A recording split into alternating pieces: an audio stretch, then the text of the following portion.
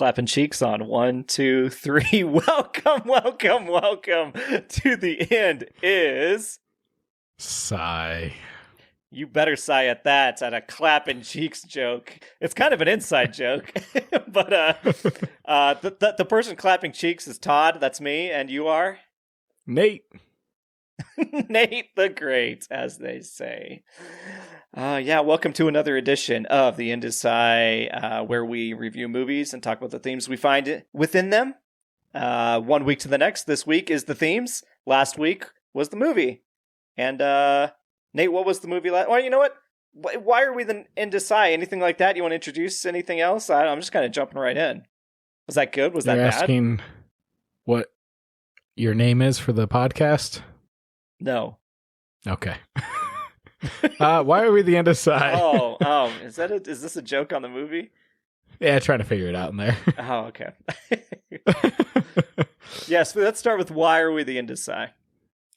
If you listened to last week's episode, you know why we're called the End is Sigh. Because the end, you fucking sighed heavy after that episode. I don't know if they did it at the end. They did it at the beginning of the review, halfway through the review, multiple times in there, at the end. Yep. Yeah. That's why we're the End is Sigh. Simple as that. It's there. Last week we did do Your Name. It's true. So then this week we are going to talk about the themes we found within them. I found Comets / Asteroids / Meteors. You found that, huh? That's what I found in that movie that I wanted to talk about. What did you find in that movie you wanted to talk about? Sucky. Yes, indeed. So we do some general research on that, and we read the articles, so you don't have to. Trademark, circle, trademark, little ding on there. And we'll get into that in just a little bit. But before that, Nate kind of alluded to it, I think, unless I'm mixing up my timelines here like the movie. We make meaning out of the meantime. Did we say that yet? I don't think we have. Fuck.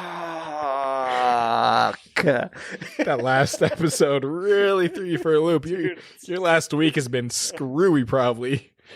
Yeah, it's bad news bears.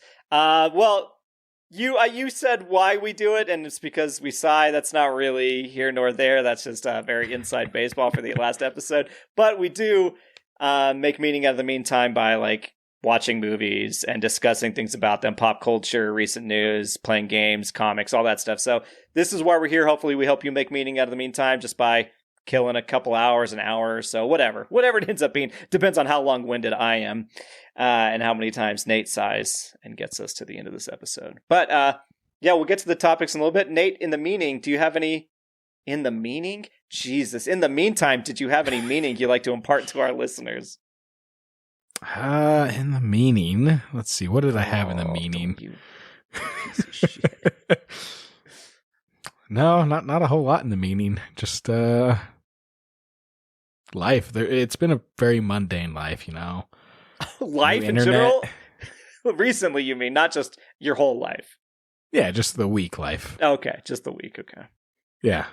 But yeah, got new internet, so there's that going on. There's always hiccups. I had to call them today to come bury my line because I still haven't buried the line yet. So we just have an exposed wire out there, and I'm like, it's fiber cable, and they're always talking how fiber is very fragile, and I'm like, so someone just walks by and they just trip on it, or they walk over. It's just that's it. It's done. Couldn't a squirrel chew on that shit or something? Yeah, probably. Could happen, right? Honestly. What about a hailstorm would take it out? Yeah, probably. If a piece of hail hits it just right, that's it. Trying to make you nervous about this. All right.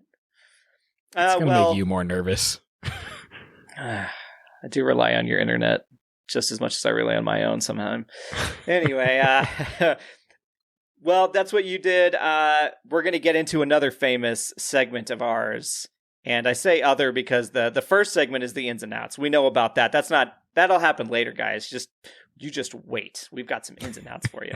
But this is the new famous segment, News for Nate, 2 weeks late. So this is where I want to hear that jingle. I don't want just that. I want a little jingle behind it, a little pizzazz. If you could work on that. News for Nate. 2 weeks late. No, news for Nate. 2 weeks late. I don't know. I need like... I like the inflection going up there. I'm trying to get the inflection at the end. It feels like very 50s diner. Like, I need that. But let's get right off the top here. Let's just run through it. Nate, I know you probably saw this. Dungeon Crawler Carl is getting a TV show on Peacock. How do you feel about that? You seem to have a bad reaction to that. I'm worried. Why? There's a lot going on in that. Is it from the executive producer Seth MacFarlane? I'm not opposed by it. I'm okay with it to an extent because yeah, exactly. You could have something good, you could have something bad. Until the project actually comes out, then I'll judge it at that point. But there's so much within that world to make it a TV series. There's so much. I'm worried about the sets and everything they put into it. Okay. Is it also, I have the books I haven't started, but is it that it's going to be on Peacock? That worries me. that is some bottom of the barrel production company shit is Peacock, but I guess it's hard to say too, because Peacock had the Twisted Metal show. Are they the ones that had that one? I think so. Did they put money behind that? I don't know, but a lot of people enjoyed it, and it got a second season, fair. And I think even it has a third season or something like that. So like a lot of people enjoyed it in that sense, but I think for Dungeon Crawler Carl to work properly, I think it would just be better as an animated show. Okay, but it's not going to be. So now you gotta. No. This is your hesitation. Okay, it's all making sense now. All right. That was kind of a follow-up because you had mentioned Dungeon Crawler Carl enough previous. Now, another follow-up is that the Alamo Draft House, especially here in Colorado, they are picketing the employees over the QR system that has been established. Have you been keeping track of that? I haven't been keeping track. Like, I know of it, but I think it's great. Yeah, as of 3 days ago, at least, CBS News updated, and it says, basically the headline is, Denver Alamo Drafthouse workers say new QR system will hurt movie industry.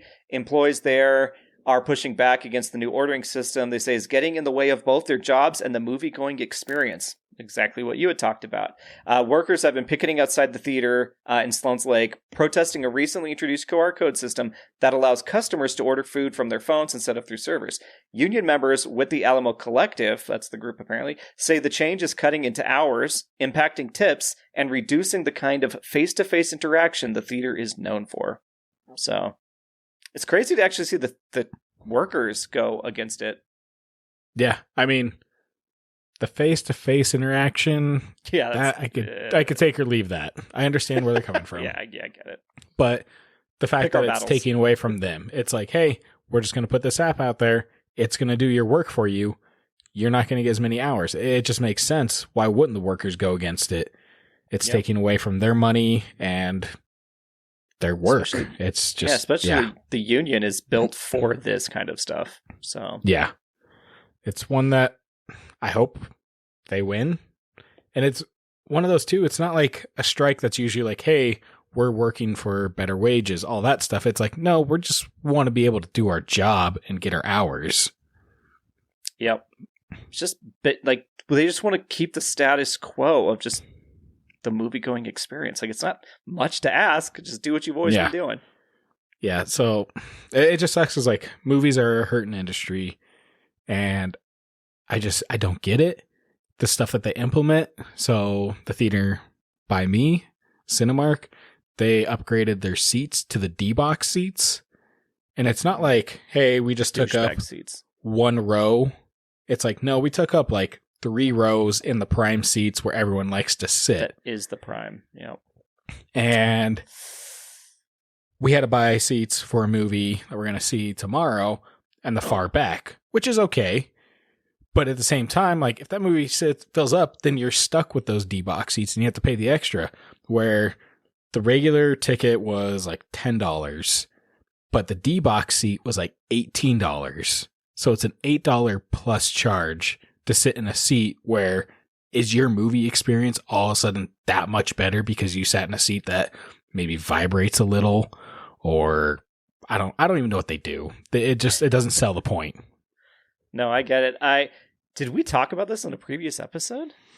We talked about AMC. I know that, but doing something like that. I know that we have the premium seating because I remember like asking you. I was like, well, what is that? If they don't sell those seats, maybe this is the same kind of conversation as the premium, right? I think it's the same thing. Yeah. Like if they don't sell those seats, do you get to go sit in them? They don't make the money out of that, right? Or if they are not booked and everything else is out, are you forced to that? Like there's like a whole money exchange that gets real confusing. I say confusing, but like just more pain in the ass of like, well, they're taking up these spots, and if they're not sold, what kind of value is that to the theater or the users, or the rest of the people that are missing out on seating that they could have been? And there's just a guy in a chair that's monitoring each theater, and he's like, "Oh, you didn't pay for those D-box seats." He's just deactivating them. D. The D bag watching the D seats and the D box, and yeah. Well, in other news, if you've missed this news in the past 2 weeks, God, tell me your secret. Tell me how you did it. Tell all of us, honestly. But there's so much Trump, the stain on humanity news over the last 2 weeks, right? And since you've last heard us, obviously there's mass war. Like, I mean, mass war is tough to say. It's basically threats of genocide and bombings in Iran, right? Mm-hmm. And there's been a number of... So there's so many things happening with Trump saying things that, again, it's the media chaos where they blitz you with stuff and you can't keep up, so you start to lose track of one, war crime versus one completely dipshit thing he said to another. And the White House even took down one of the speeches. So we'll start at the top. So he says, quote, "When somebody is nice to me, I love that person. Even if they're bad people, I couldn't care less. I'll fight to the end for them." A president said that. And that's why he's friends with, Putin and Kim Jong-un. Like, we know that. That's why they say he's a great guy. He's such a narcissist. He believes it and does anything for them. Like, how can a president say, even if they're bad people, I'll still fight for them? That's fucking crazy. Yeah. Crazy. But that's how dictators and Fox News and everything get him on his side, right, on their side. He then went on to say that the federal government can't handle daycare or Medicare or Medicaid, and the states have to do that. He says the government can't do that. We need to fund wars. This was the guy that said no new wars. This was him. Started wars. Yep, started the war here on behalf of Israel. Anyway, don't nobody come shoot me. Yeah, on Easter Sunday. Do you know what he said? Did you keep track of what he said on Easter Sunday? He told them to open the fucking strait, and then he said, "Praise be to Allah." He wrote that, and everybody was like, "Whoa!" And the thing is, like, saying "Praise be to Allah" isn't even once without war crimes involved would be brought up by Congress and such. Like, if Obama or Biden or any Democrat would have said that, they would have been impeached just because, white bread assholes are like, "Whoa." They think it's like typically a Muslim-only anti-Christian saying, but even though that's not the case, it's just like God, right? Like, it's just the thing. Him saying it is mocking and goes against what, the quote-unquote Christian right would demonize anybody else for saying. If they heard that just on the street, it's like, oh my God, they would scream terrorist and such. He says it, and he curses, whatever, that's now the small thing because he's blitzing us with stuff, but says fuck and stuff on Easter, says praise be to Allah on Easter, and it's just like, that's just another crazy day of the Doom Open, not the Doom Scroll. So yeah, and then obviously the big one is where he basically said he was going to erase their civilization. He said, tonight we're gonna just wipe them off. We're gonna kill everybody. Like, they'll never come back. Like, erase an entire group of people is this threat from this dude. And then, guess what? Then that came and went, and he said, we talked about it, and we're going to give him 2 more weeks, because the dude just, everybody's like, all of the bots online are like, the art of the deal, the dude, he got the strait open. Guess what? The strait's still not open as of me talking. And the ceasefire never fucking happened. Israel's still bombing Lebanon. Like, everything's happening. People are dying. And he's just like, it's gone so bad where there's like entire groups now dedicated to being like, hey, we know you guys are saying a lot. And I saw this pop up before we started recording. It's called the Mental Health Coalition made a post and they said, if you're feeling overwhelmed by the news, here are a few actions that might help. So Nate, I need you to do these things here, okay? Limit your doom scrolling. Okay. Name your emotions. So when they happen, say you're feeling stressed or anxious. Okay. Do something grounding. Drink water, move your body, breathe deeply. Channel your compassion into action. So like you could feel useless or helpless. So, just even us talking about it helps a little bit, I think, just getting that off the chest. And then remember to rest. That's kind of like number 3, but preserve your energy and don't burn yourself out. So there you go. Right. That's what they say because of all this shit happening. So that's been the Trump stuff. That's the news for Nate, but it's mostly that. So in the meantime, we also had bus drivers stopping on train tracks, caught on video. I don't know if you saw that. That was crazy. I did. 63,004 people watched the first ever NWSL match in Denver, the women's soccer league at Empower Field at Mile High, just down the street. Didn't get to do that, but it's the most of any U.S. women's professional sports league events, by the way. It's just like the most ever that's happened was just here. That was kind of cool. Something says Todd went on a date and was a no-go for future dates 12 hours later. Okay, that's okay, interesting. There was a third No Kings protest that happened across the nation with around 8 to 9 million people across the U.S., making it the largest in history. Sam Altman, the face of AI, OpenAI specifically, is getting revealed to be a big old phony loser. Like, duh. Like, the dude's getting just getting washed in the news right now as being this huge piece of shit, like, liar, da-da-da. So that's always good news. So there's been good news, crazy news, and world-ending news. So that's, all in a day's work, a 2 weeks late work. So yeah. Or 5 minutes, however that long it took you. How long did that take me? I don't even know. I don't know. I wasn't clocking you. Oh, beep. He just turned off his clock watch. Clock watch? Is that a thing? Yeah. What's going on there?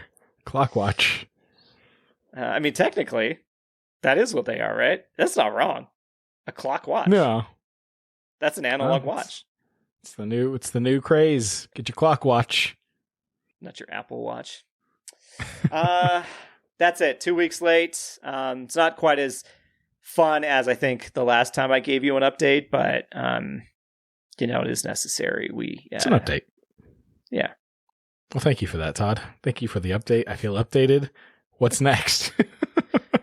Well, next we're jumping into our topics of the week. What the topics we got from your name last week. So yeah. My name? Do you want to Nate?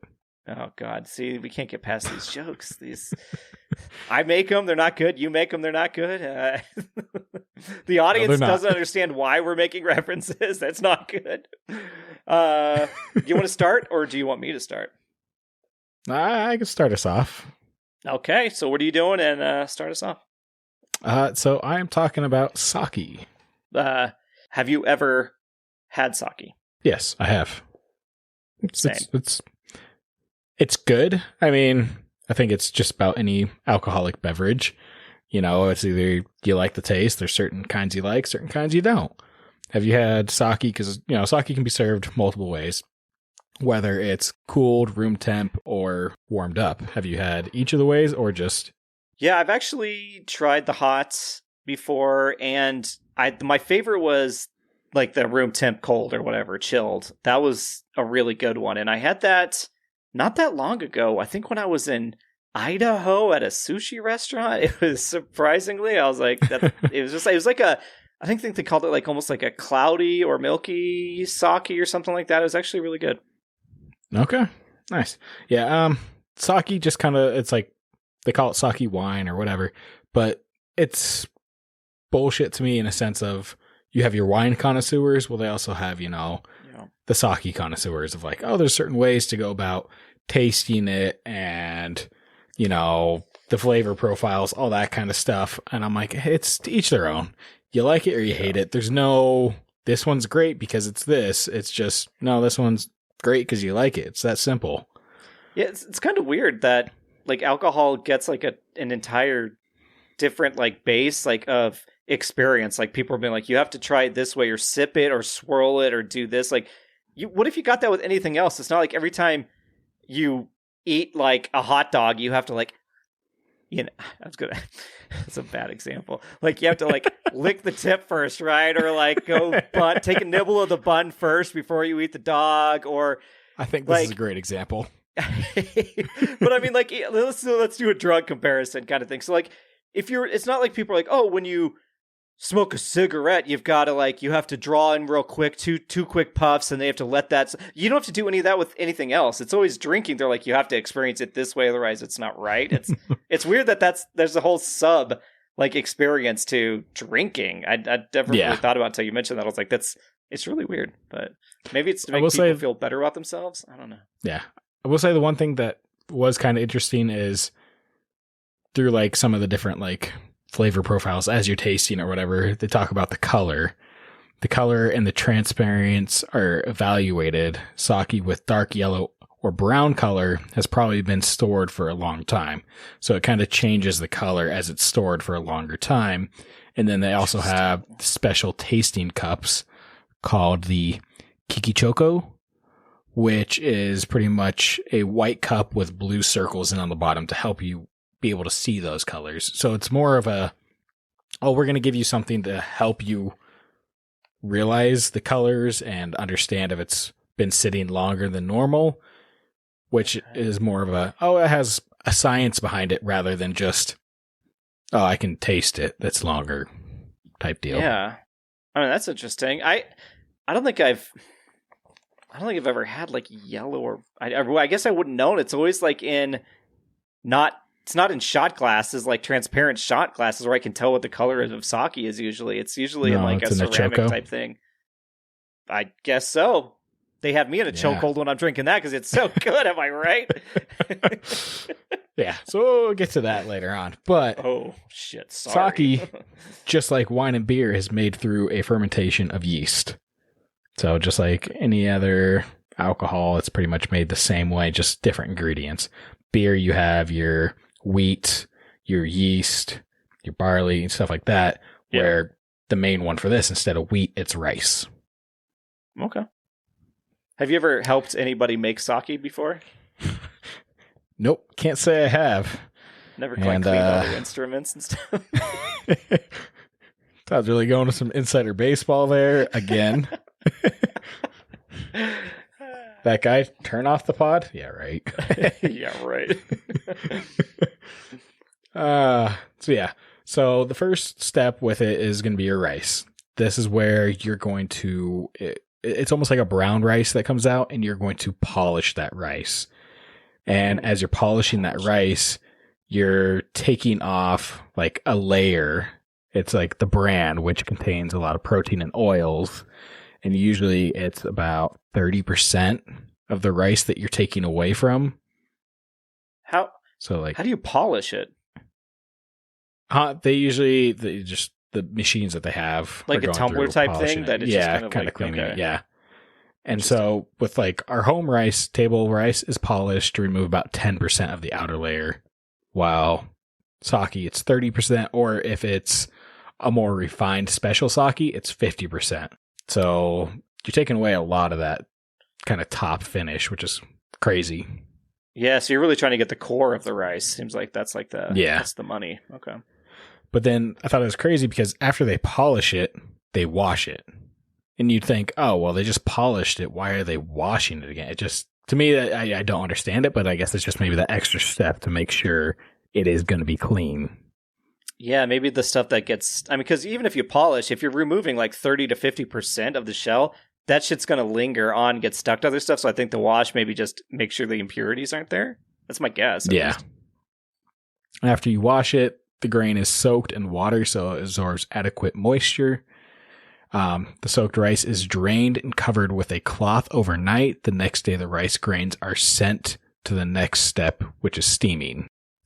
I didn't know they steamed sake rice. Yeah. So after you get your polished, your cleaned rice, it's steamed. That's going to be split up into two separate batches. You're going to have just your regular polished and cleaned rice. And then the second batch is going to be going into making koji. And that's about 15 to 25% of the rice. And these are this is all part of the same process, or is this two different things they're making with that rice? These are all part of the same process. So after that rice is split up, those are going to come back together eventually. Okay. So during the koji making process, this is pretty much a fermentation starter. And what koji is pretty much you're adding mold into the rice. Man, that's like yogurt, man. Like mold apparently just makes things better sometimes. Yeah. Like usually the first get that shit away from me. Huh. But no, it's I guess if they got a science down on it, good for them.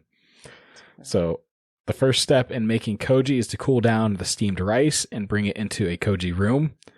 Then the rice is spread out on a long table called a toko, and spores of koji mold are scattered over it. Then the mass is mixed up well so the spores adhere evenly to the steamed rice. After that, the rice is heaped up and covered with a cloth to keep the temperature and humidity of the rice consistent. So there's a koji room and koji mold that goes on top of this half of the steamed rice that's going into the sake. It's about 15 to 20% of the rice.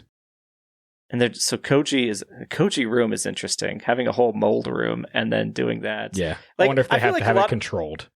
Yeah, it's like when you grow mushrooms and stuff, right? It's like very specific. It sounds like this, like sake got created because somebody left something out for too long, and we're like, hey, wait a second. What if we try to drink it anyway?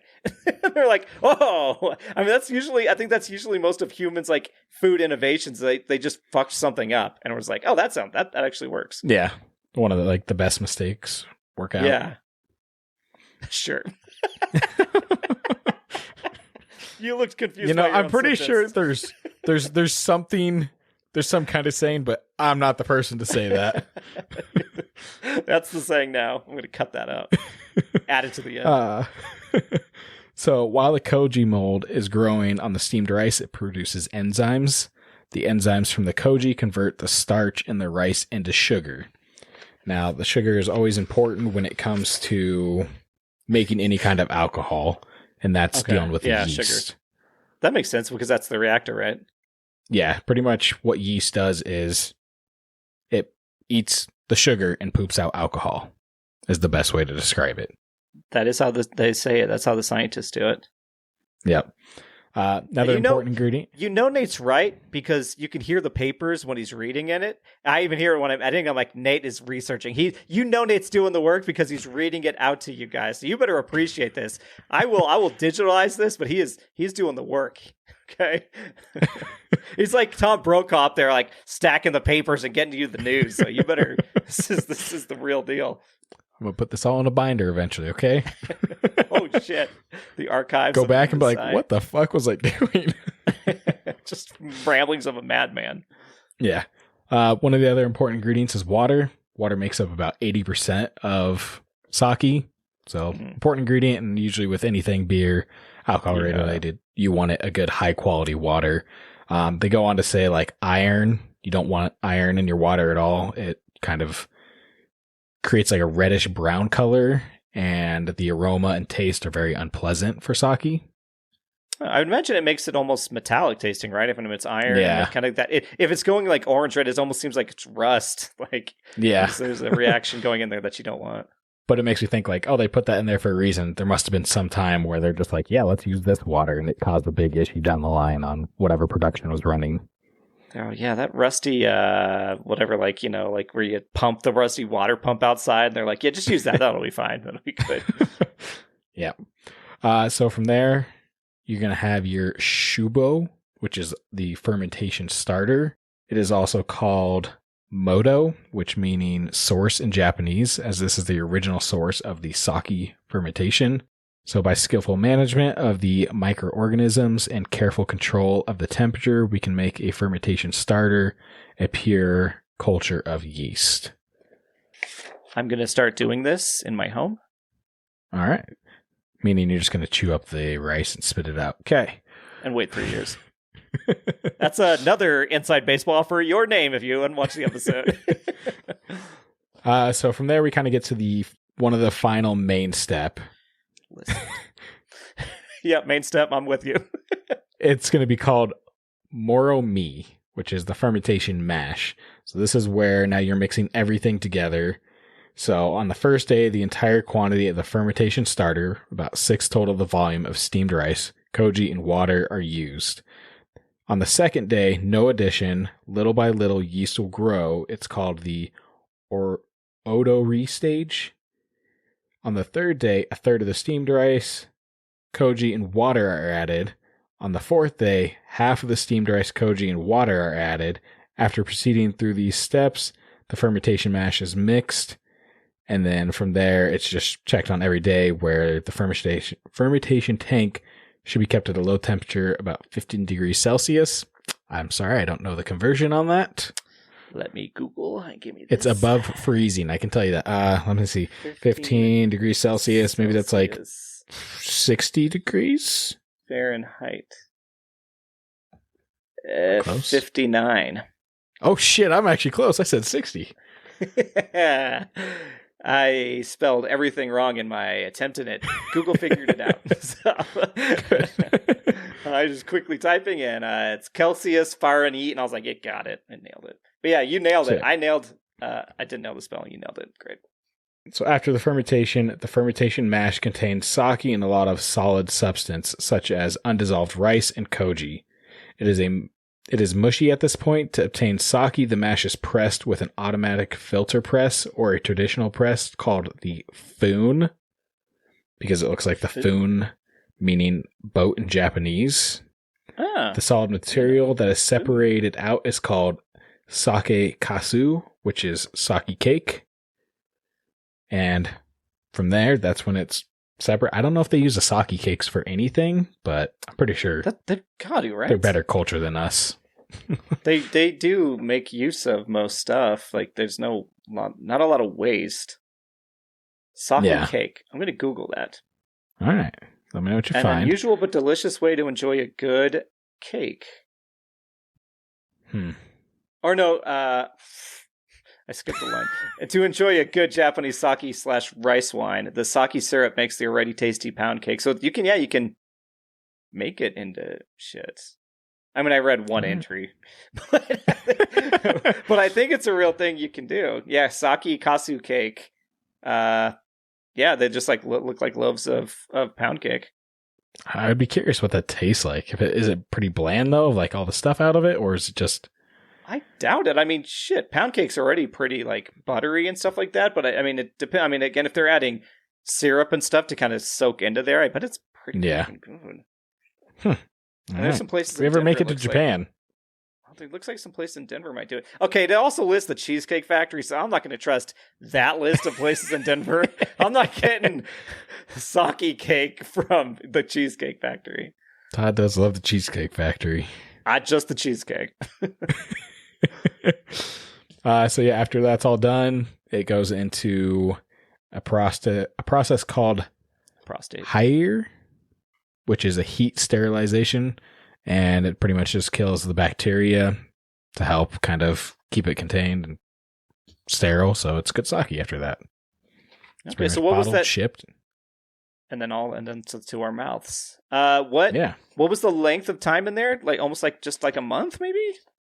I think 3 weeks to like ferment for the most part. Yeah, 3 weeks I think is the longest process. But other than that, it's pretty much you polish the rice, you let it sit for a day. After you let it sit for a day, you go into separate it into two separate things.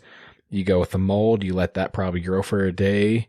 After that's done, you move it into the final fermentation mash, which is 3 weeks during that process.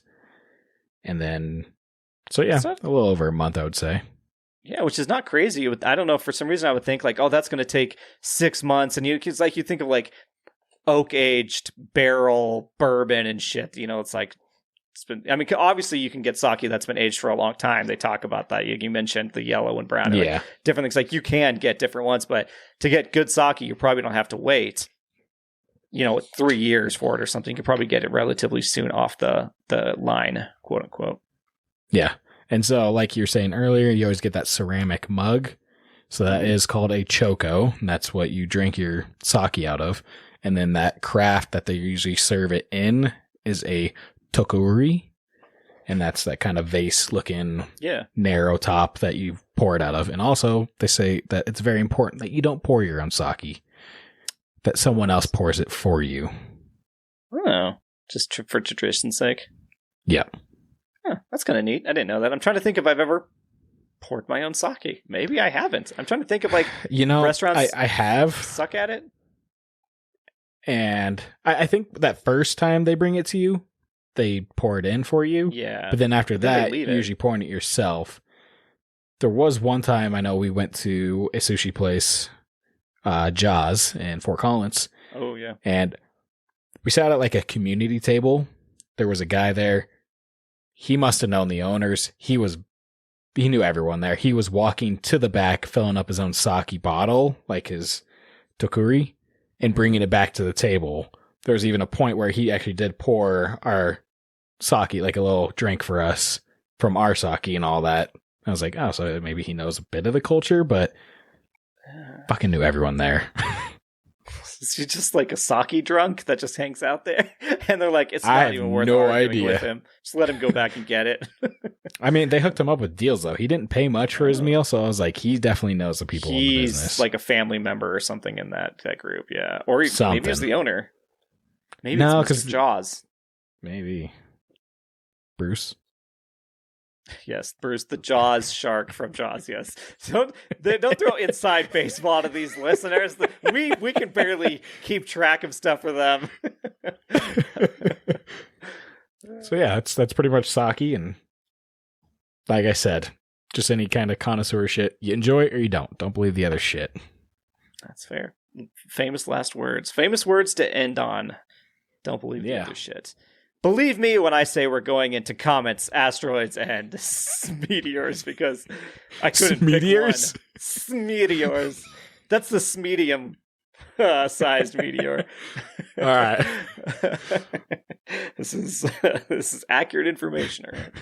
All right. I did that. Went to my side quest. We're going to start from the top. I got a lot of information from a group called the Planetary Society, and their apt name for this article was Asteroids versus Comets versus Meteorites /meteoroids/meteors. Those are all different things. Okay. So we're going to start right at there. An asteroid is a small, rocky, or metallic object orbiting the sun. Okay. So just gonna picture that in your head. Free-floating rocky objects smaller than asteroids are called meteoroids. And those larger than asteroids are called dwarf planets. That's a huge range. Yeah, so the roids go around the planets in orbit. That's not what I said. What? We're talking sizes here. Well, no, the asteroids are the ones that orbit the sun. Uh-huh. Asteroids. What about the meteoroids? They're just smaller ones. Yeah. So that still orbits the sun. You're going to give me hemorrhoids doing this. Yeah. That orbits your anus. Uranus, that's a full in. That works. That just works, audience. Hope you enjoyed that. Good work there. But yes, and then whatever you said. The smaller ones are meteoroids, the larger than asteroids are dwarf planets. Asteroids, they say, are important to study because they are leftover planet-building materials from the birth of our solar system. That's pretty iconic. Unlike Earth rocks shaped by eons of weathering and geologic activity, asteroids have remained largely unchanged, obviously because they're just floating in the void of space, making them time capsules that can teach us about the origin and evolution of this system. So that's why people want to get their hands on that. Alternatively, a comet is a small icy and dusty object orbiting the sun. So while the asteroid was metallic, like rocky, this is icy, dusty. Like it's almost like I just hit the mic. Hope you didn't hear that. My finger's not orbiting the mic accurately. Okay, so that still orbits the sun, the comet. Yes, but it's small and icy and dusty. Okay. So for some reason, I'm thinking of Armageddon. Armageddon wasn't a comet. No, it wasn't. It was an asteroid. No, it was a meteoroid. No, I don't fucking know. Okay. Going on with comets. Comets formed in the outer solar system, far away from the sun, where ice is stable. Most of them spend most of their time far beyond the orbit of Neptune, and all spend most of their time beyond Jupiter. So pretty far away. That's why there's no sun there to deal with them. So that's why they're mostly the icy ones. They're not kind of melting out. But it does say when they are closer to the sun, their ice turns directly to gas, kicking off dust and forming the tails they're famous for. Oh, and that's the so why that's in the that's comet. a shooting star. Fucking spoiler my own goddamn section. Is that what you just did? Yeah. Look me in the eyes and spoil my section. That's they are shooting stars. That's the iconic kind of look. Comets are what you get in even the movie Your Name and things like that, where you see the tail. It's the magical wish upon. It's very scientific just why they're doing. They're melting, turning into gas, and leaving that behind them. But to us, it's like, oh, it's the more you know, the rainbow and stuff. That's kind of what I think of. We talked about how meteoroids are the smaller version of the asteroids. Mm-hmm. A meteoroid is usually a diameter of less than 1 meter. And those with a mass smaller than 1 gram are called micrometeoroids or space dust. So it's like just meteoroids tagged to the back of meteoroids and tagged like in different sizes, designate all that. If part of a meteoroid, asteroid, or comet makes it to the ground, it becomes a meteorite. Okay. Nate, can you tell me everything I've said? Can you? If I asked you which one was what, would you be able to tell me? Because even asteroid is the big daddy. Yes. Meteoroid. Yep. Is the oldest son. Oldest son? Oh, you're talking familiar language. Okay. I thought you meant S-U-N. Meteorite is the youngest bratty son. Yep. And then the micro sexist. meteorite is the sperm. Still no females in the solar system? Wow. No, because the females would be the actual planet. The dwarf planet? Yeah, they're the center of it all. They're the supernova, Nate. I'm winning points with them hinge matches. I'm still okay. So you said the micrometeorite. I don't tell them I have a podcast. Is a gram, right? The meteorite is. Why do you make me look back? Micrometeoroid is less than a gram. Meteoroid is a diameter of 1 meter or less. I mean, the meteor, that's okay. That's a little big. But 1 gram, that's like... Yeah. That's why it's dust. Smaller than a smarble. A smarble? Smarble. Yeah, now who's draggling that? Draggling. Fuck! I can't even make fun of you without making my own mistake. Don't clap. Don't encourage this. All right. Guys, we're just going to keep going. So yeah, but it's weird that a meteoroid, asteroid, and comet, they all turn into a meteorite. It's not like an asteroidite or a cometite when it hits the ground. They're like, now it's a meteorite. It's because meteor is just the size. Like, that's where it really just determines all that. Let's see. Meteors are bits of rocks and ice ejected from comets as they move in their orbits around the sun. So that's where a comet turns into that, where they break apart. They are the streak of light that occurs when an object hits the Earth's atmosphere at high speed, causing the object to heat up and glow. Meteors are also known as shooting stars. Although they aren't actually stars at all, Nathaniel. This, of course, gives us meteor showers when Earth passes through debris left behind by asteroids and comets. Full circle. We're all back to this. We're back to the two big guys. Look at and you, then from you're NASA, orbiting this topic. Dude, don't. I don't need you in this. I don't need you punning me in this. Okay. What an asteroid you are. NASA fact. It just said, and this was on a page by itself. It says a fireball is a meteor that is brighter than the planet Venus. There's no context. It doesn't tell me what a fireball. It just says a fireball is a meteor that is brighter than the planet Venus. I don't have any context for what that is. But anyway, moving on to the next fact. How bright is Venus? Yeah. Approximately 30 meteor showers occur each year that are visible to observers on Earth. So it's more than I thought was happening there. And all the credit to Kate Howells, who actually wrote that article. Just to throw that out, just stealing her language, obviously. Do you know what the most famous comet is, Nate, if we focus on that? Halley's? Fucking nailed it. That's right. In 1705, English astronomer Edmund Halley used Isaac Newton's theories of gravitation and planetary motions to compute the orbits of several comets. Halley found that the similarities in the orbits of bright comets reported in 1531, 1607, and 1682. So he reported the similarities in those, and he suggested that the trio was actually a single comet making return trips. 1705, he figured that out. That blows my mind.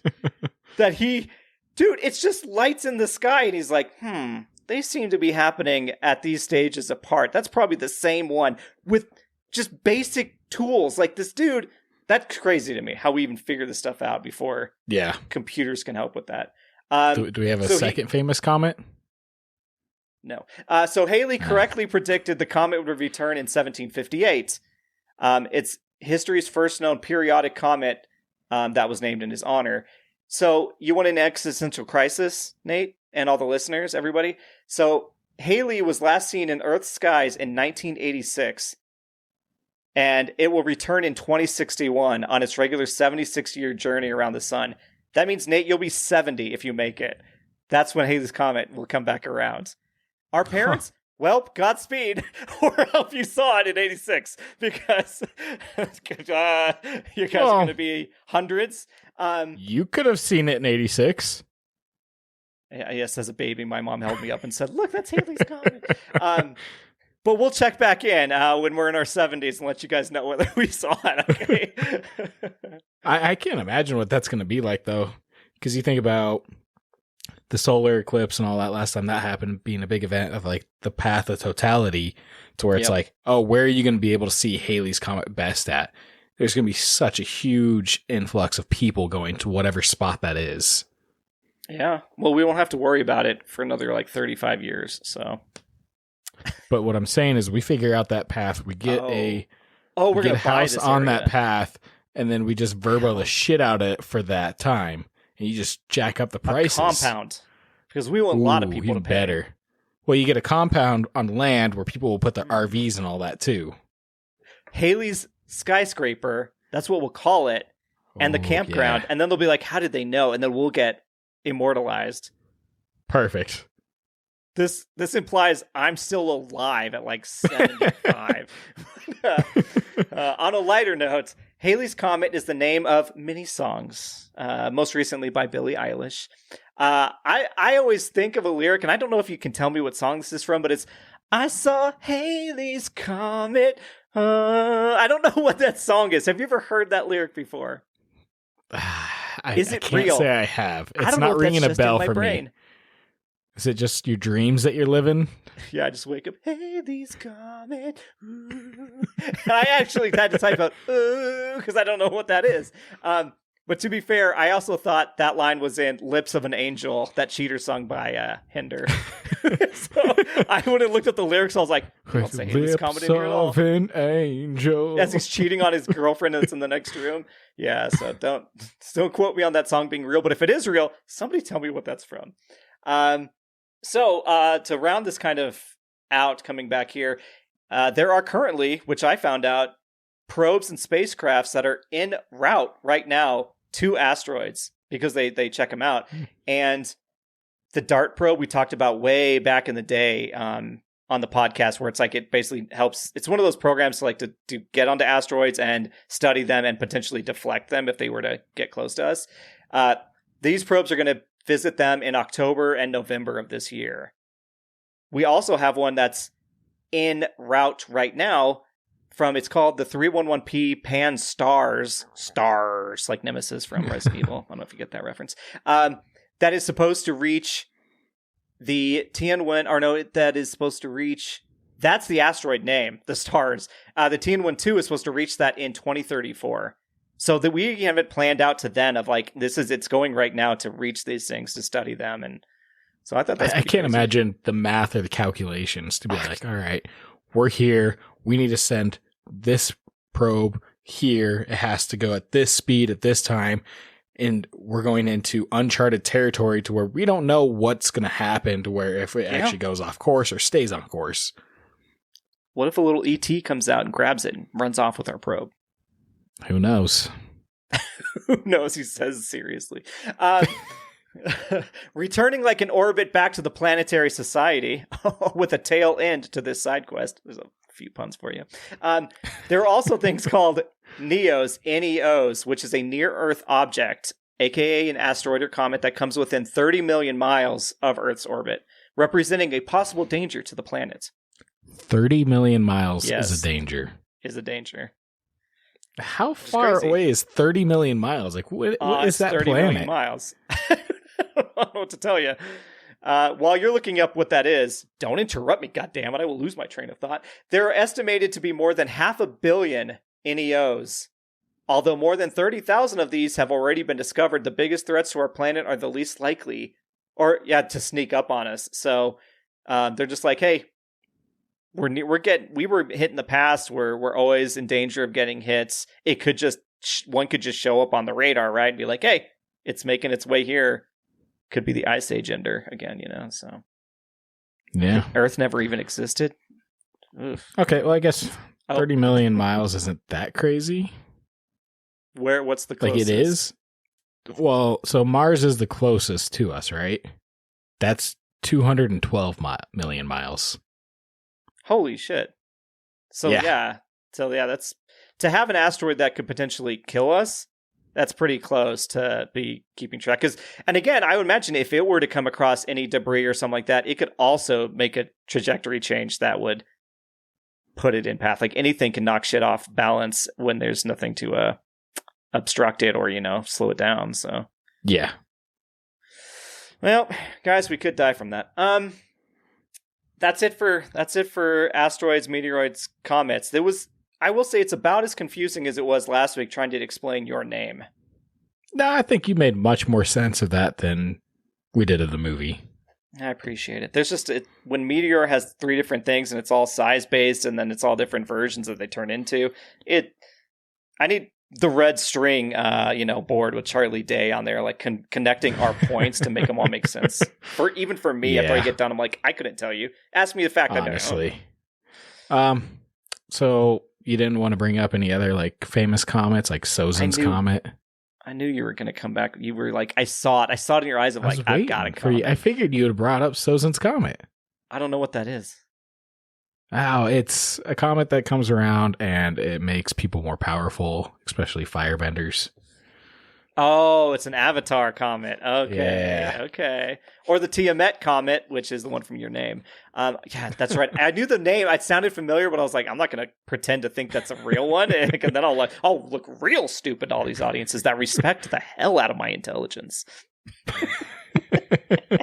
I'm glad we're both laughing at that. Hey, I can laugh at it. You have to solemnly sit there and respect me and shake your head and don't shake it, actually nod it. Yeah, I don't know. That seems like cultural appropriation. I don't think you can bow to me. Why not? I don't know. It seemed, I don't know. It didn't seem right. You feel too kingly or something like that? Kingly, yes. Too formal for me. Yeah, there's Sozin's comet. But yeah, that's it. That's what I've got. All right, nice. I feel like I learned something from that. Hey, I learned about Koji rooms and stuff. So yeah, I think as long as you and I can come away with one fact from our topics, that's all that matters. You and I are just trying to learn here, right? Anything the audience learns by osmosis, just listening to this while they're taking a dump or something, even better. No, they're learning. Wow, these guys suck. They've done, what is this, 87 episodes? To be fair, it's weird. Like, we love to peek behind the curtain. We don't put on these personas. Like, we have really, like, last time when we recorded, man, it felt like seamless and they were quick and like boom, boom, boom. And this one is just like, you can feel it where you go, oh no, this is chaotic. Things aren't as like planned out in my head as I thought they were right before we hit record. And, you just have to run with it. And once the train's on the track, you can't stop it. So. Yeah, this has taught me I could never be a public speaker.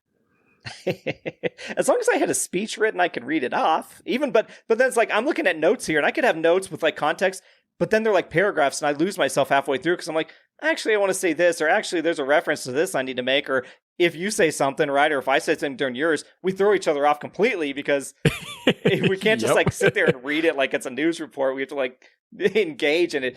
Guys, this is harder than childbirth. All right, I don't agree with what my co-host has said. Wow. Go ahead and attack him. I would never believe that. Remember when I said I don't put on personas? Sometimes I do. Yeah. Oh, Nate, I know last week there was a famous segment that you jumped in on. Are you jumping on it this week? I'm out. Listen, it's like 1 in every 80 that you're going to get in and out from me. Even though this started at like episode 73, so you didn't give me 4 or something 80. like that. But we still have 80 episodes. Therefore, I have at least 80 episodes until the next in and out. He's not having sex until the next 80 are done. You heard it here first, everybody. But in a different form of in and out, I will do a couple here. So in this week, everybody, is a show called Last One Laughing. I don't know if you've seen these clips online, but it's like 10 comedians are thrown into a room together, and Jimmy Carr is behind the scenes, and he's filming all of them, and they have to just make each other laugh with like gimmicks and talking and jokers, they call them, like where they have to go perform. And if you get caught laughing by the cameras, you get a yellow card. If you get it twice, you're kicked out of the game. So you have to be the last one that can hold it together. And it's brilliant. It's like watching stand-up from a bunch of different people while also getting a reality show in there. And I'm done with season 1. And the reason I even knew about season 1 is on, yes, TikTok, our doom scroll vice. There were so many clips of season 2 that's airing right now, as this is recorded, that just made my ass laugh me off. Right, whatever. How I was going to say that. I just want to finish the sentence. But it's so funny, even just these little clips. And I was like, I need to know more about this, and so I watched the first season. It was great, and so if you guys just want to laugh and enjoy, that's a nice little in. I know that's kind of like a recommendation, and I realized that after I'm done. That is. You know what's out? What's that? I have a note on my phone, guys, and it says, simply trying to argue a sentence as humanly even as, quote unquote, everyone should be safe everywhere. And then it says open phone, because I was on TikTok and they were talking about the discrimination. I think a part of Iran and people being in danger different spots. And I was like, I want to see what happens if I just say everyone should be safe everywhere, which is true. Why we're floating on a rock in space again, right? Why are we killing each other? Why is like this person better to be here? Not what we should all just be able to chill everywhere and just get along, whatever.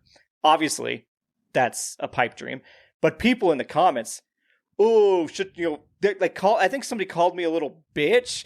Somebody, like, I was getting ripped and I was just laughing these comments, but they were just saying horrendous things. And I was like, Jesus Christ. I was like, guys, mine's not even a controversial statement. Like, there's nothing wrong about that. It's such a weird moment of humanity with social media that we're living in, where people just feel the need to be like, you know what? Not everyone should feel safe everywhere. Why would you ever say that? Like, anyway, Anyway, that's my out, guys. I don't know. Ins and out. This is a rocky one, kind of like a meteorite. Nate, what? To move on quickly, what are we doing next week? Because this podcast goes back and forth. We're doing a movie. What is the movie for next week? Next week, we are doing An American Tail. You know it. All and right. it's part of our animation month. Get it, May? It's going to be in May, so it's animation. Yeah. Even though we did 2 animations, that was anime. Now this is animation, because this is an anime. Hopefully we can explain these next couple movies better, because they're meant for children for the main part. Yeah. I mean, they could also think... I think there's just not body swapping and time jumping, and... I mean... Fievel and his trip to America there's some dark, like some serious adult stuff in there. I remember, like it's like a more adult but yeah, it is. I mean, obviously it's cats and mice and singing and stuff. So like, there's obviously Yeah, it's not quite as dark as children being killed in war, but we hopefully, yes, wish us luck. You got any recommendations for them in the meantime? Besides your first recommendation? I know. Fuck. Yeah, I'll just say Bleach then. I've already talked about it. It's great. It's a real fun. It's real funny, well voice acted. I actually like some of the opening songs. I have one of the opening songs on my phone now.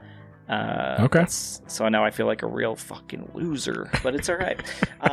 Yeah. And Nate loaned me his DVDs. Are you watching those subtitled or dubbed?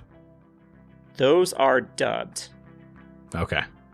Yeah. Because when it comes to a long, how many episodes are 300 something? 366, I believe. Yeah, good grief. When I'm watching a show, and especially an anime or something like that, I don't always want to have to be focused directly on the screen the whole time and reading it. I do pay attention, obviously. I'm not walking up and leaving the room, but I want to be able to look away for a second or eat something and not have to be paying attention the whole time. I can do that for a movie, but 366 episodes ain't no fucking way. But anyway, that's mine. You have a recommendation for them? What's coming into the station? Did you drop a thing of marbles? What's happening? I am going to recommend Magical Athlete. It's a game of just pure chaos. It's designed by Takashi Ishida. And it's just pure chaos pretty much. It's one of those games you can't go in expecting to win with a strategy or anything like that. Because it is just based off of pure luck. What are you rolling? What is everyone else rolling? You're just there for the ride. It's easy one to pull out, easy to learn, and just it's a good party game. It's just funny. Exactly. The characters are funny, and you can't get mad when somebody screws you over because I was getting pretty mad that I was getting real bad luck on some rolls, real bad. But it is again, I didn't leave that match being oh fuck this game. I was okay. I can't really. It's rolling of the dice. No one really beat me, quote unquote. It's just what happened in the game, right? No one knows everyone's ability to where it's certain abilities all of a sudden are bouncing off each other. That you're well, fuck these people all of a sudden because they had no control over who they were picking, but it just worked out so well in people's favors. But you're just there for the ride of chaos. Yeah. Before I get to the next one here, I want to just throw in one more recommendation. Okay. And this is something I saw yesterday, actually, when I was hanging out with our good friend and listener, Jack. So we got some pizza. We went to a Barnes & Noble, and he walked me over to a book called Light from Uncommon Stars by Raika Aoki. And I had to take a picture because there's a placard underneath the book, and it says the name, title, everything, and the synopsis is Lesbians Battle the Devil in Space! ! That's that's all it says. That's a hell of a tagline. Right? So, recommend that. Never seen it, but I want somebody to read it and tell me about it. Yeah, you got some other books to read first. Okay. Dungeon crawl up my ass on this one, all right? Yeah. Well, that's it, guys. Another episode of chaos. Yep. Nate, before we sign out, where can they find us? I was waiting for that. They can find us on pretty much any social media platform. Instagram, Facebook. Not Truth Social. No, not there. You can email us at theendosci@gmail.com. Tell your friends, tell your lovers, tell your... So I'll tell no one. Tell the people you hate. Yes. Just especially tell anyone. Episodes. Tell when you're in checkout and that cashier is forced to have conversation with you, tell them. Just start it with, oh man, the end is sigh. And just don't say anything until they get real awkward and nervous for your mental well-being and have to ask you about it. Yeah. And if you could, rate us 5 stars. Anything and everything helps. That's all I got. Yeah. Do what you do. We'll do what we do. We'll meet you in the middle. All right. That was your sign off. That's what I got. With that, I guess everyone set their clock watches for a week from now and listen to us again. Woo, I love that. All right, it's fucking Candyland. We will see you then. Bye. Bye. Yeah, one of the best mistakes work out. Yeah. Sure.